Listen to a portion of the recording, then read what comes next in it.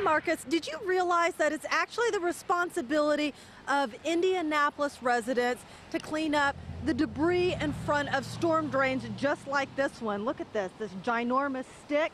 It's our responsibility if you live here in Indianapolis to get rid of that debris. Now, you don't have to clean up the debris, but if you don't, there's a good chance that your street will be flooded. Dylan Day lives just south of downtown, where when it rains, it always seems to pour in his neighborhood. Basically, it just floods right over there, and a bunch of cars have a hard time getting through it.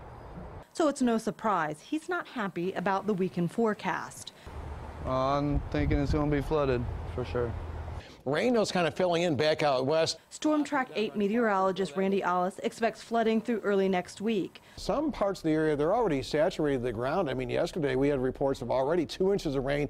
You throw another 2 to 4 inches of rainfall on top of that. That rain, coupled with debris, creates flooding issues on the streets as well. It's pretty open. It looks like maybe there's a few leaves at the bottom that may get stuck, but this is the kind of thing that we're hoping that residents will get out ahead of a storm event. How can you do that? The Department of Public Works asks that you clean the debris in front of storm drains. To make sure that any of the leaf debris along this street is picked up and is not going to be a potential obstruction once the rain does show up. And then, if you're feeling generous, DPW asks that you help out your neighbors as well. Then look for the entire stretch of street to see what other leaf debris might be picked up and moved toward the inlet in the case of higher water.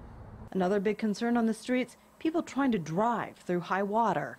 And more people perish from flooding than from lightning, from tornadoes and hurricanes. So flooding is the #1 killer in our country here. We always say turn around and don't drown.